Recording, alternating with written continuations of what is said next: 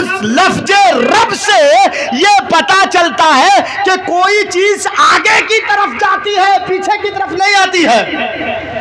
तदरीजन, आहिस्ता आहिस्ता, दर्जा बदर्जा परवरिश करते करते करते किसी चीज को आगे की तरफ ले जाना, पीछे की तरफ नहीं।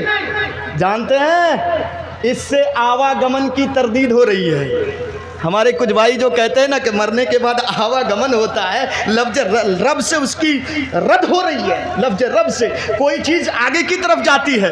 ये रूह निकलने के बाद किसी दूसरे जिस्म में जाकर के नहीं जाता है ये रूह, बल्कि वो दूसरे आलम में, जिसको कुरान और हदीस की ज़बान में बरज़ख कहा गया है, दूसरे आलम में चला जाता है। ये दुनिया में नहीं बल्कि दूसरे आलम में। जैसे एक आम है, एक आम है, वो तोड़ने के बाद फिर उसको आलम अस्जार में आप नहीं रख सकते हैं, उसको पकाने के काम में ले जाते हैं। मेरे भाइयों, उसी तरीके से कोई चीज आगे की तरफ जाती है, रब से ये पता चलता है। चलिए, तो अल्लाह जो रब है, रब के माने पालने वाला, रब के माने परवरिश करने वाला। तो अल्लाह जो रब है, तो कैसे रब है?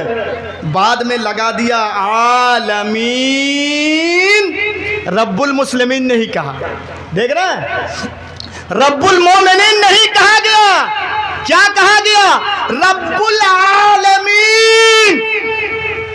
सारी कायनात का वो रब है जिसको तुम भगवान कहते हो, जिसको तुम ईश्वर कहते हो। सारी कायनात का वो रब है, वो इंसानों का भी रब है, वो हैवानात का भी रब है, वो जमादात का भी रब है, वो नबातात का भी रब है। दुनिया में जितने मखलूक हैं और जिस टाइप के भी मखलूक हैं, तमाम मखलूकातों का वो रब है। वही परवरिश करने वाला है, वही पालने वाला है। नहीं समझे बात? मिसाल से समझिए। थोड़ा आप ध्यान दे करके देखें धुसमर वालों, आप यहाँ आलू मकई का चाषबास करते हैं, आप लोग खेती करते हैं। एक मकई का दाना आपने जमीन के अंदर बोया है, 10 दिन के बाद आपने उसमें पानी दे दिया। अल्लाह अगर चाहता तो उस मकई के दाने को सड़ा करके गला देता अल्लाह रब्बुल आलमीन।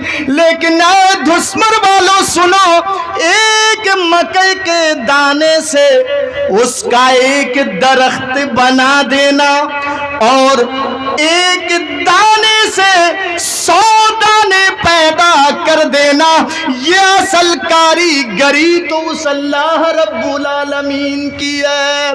एक गेहूं से 100 गेहूं के दाने बना देना, एक चावल के दाने से 100 दाने बना देना, ये असल कारीगरी तो अल्लाह रब्बुल आलमीन का है। आपने सिर्फ आम खाया है, आम खाए हैं ना आप लोग? आम खाया ना? आपने सिर्फ आम खाया है और गुठली आपने जमीन में फेंक दी है। गुठली, उस एक गुठली से एक बड़ा दरख्त बना देना और उस दरख्ते में वैसे सैकड़ों आम लगा देना और फिर हर आम के अंदर मिठास भर देना। दुश्मन वालों बताओ, ये कारीगरी किसकी है? ये काम किसका है? कौन पाल रहा है? अल्लाहु अकबर। हर आम के अंदर मिठास भर देना, अल्लाहु अकबर। कोई साइंटिफिक कर सकता है? कर सकता है कोई साइंटिफिक? नहीं। असल परवरिश करने वाला अल्लाह रब्बुल आलमीन है। आज यहाँ जलसा है, सुनने में आया क्या कहते हैं 2.5 कुंटल या 3 कुंटल के वो भैंस जबा किए थे ना यहाँ आप लोग। हर एक के घर में 5 किलो 7 किलो 10 किलो गोश्त लिया है कि नहीं? आप लोग लिया है कि नहीं घर में गोश्त? अल्लाह आपको रोज़ी दिया है, माफ़ कीजिए, आप गोश्त चावल रोटी जो भरपेट खा करके आज यहाँ बैठे हैं, माफ़ कीजिए, दुश्मन के सड़कों में गलियों में घूमने वाले कुत्ते को भी अल्लाह रोजी देता है, वो कुत्ता भी खाली पेट नहीं सोता है।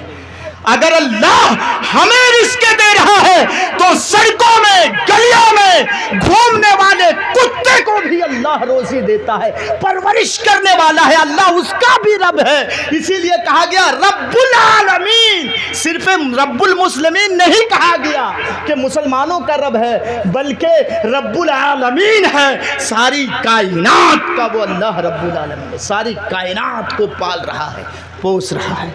अल्लाह अकबर, रब्बुल आलमीन। कोई साइंटिफिक ऐसा नहीं कर सकता। एक लीची में मिठास भर देना कोई साइंटिफिक ऐसा नहीं। साइंस ने क्या दिया हम लोगों को?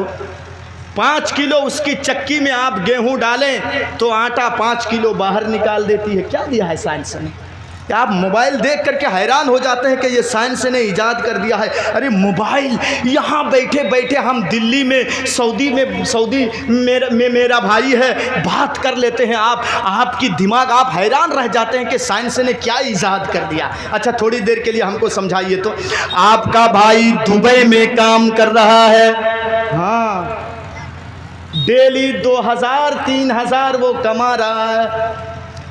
आप यहाँ से मोबाइल से बात कर रहे हैं आपके भाई से, आपने यहाँ नंबर मिलाया आपके भाई का और यहाँ से आप कह रहे हैं हेलो, और दुबई में आपका भाई जो बैठा हुआ है यहाँ से आपकी हेलो की आवाज़ वो सुन रहा है। आप कह रहे हैं साइंस ने बड़ी अच्छी चीज़ ईजाद कर दी। धुसमर वालों सुनो, आप जो हेलो बोल रहे हैं, आपकी जबान में हेलो बोलने की ताकत कौन दिया है?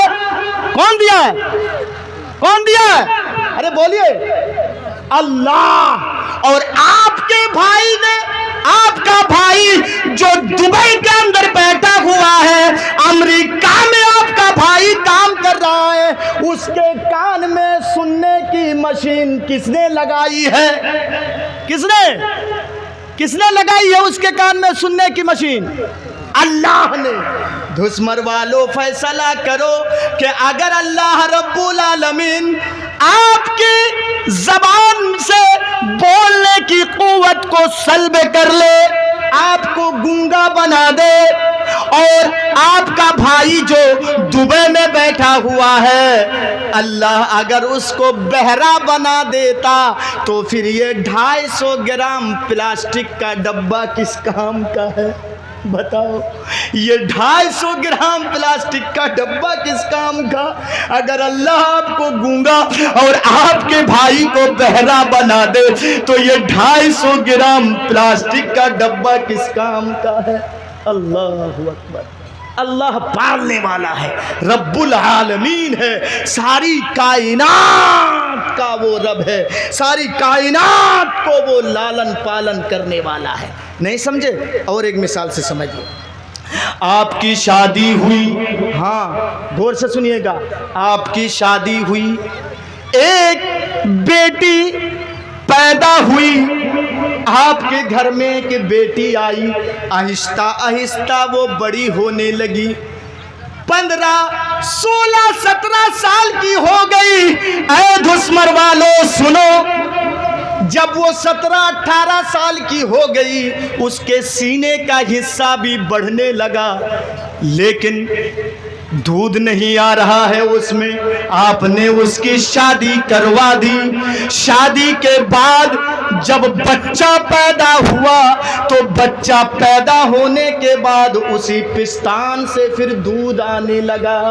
मेरे भाइयों, दुनिया के किसी भी डॉक्टर ने ऐसा इंजेक्शन इजाद नहीं किया है कि शादी से पहले किसी लड़की के पिस्तान से दूध आना शुरू हो जाए। आह मेरे भाइयों, अल्लाह रब्बुल आलमीन, हम सब अपनी माँ के पेट में थे, हमारी माँ खाना बना रही थी। है दुश्मन वालों, अल्लाह रब्बुल आलमीन माँ की पेट में हम लोगों का दिल बना रहा था।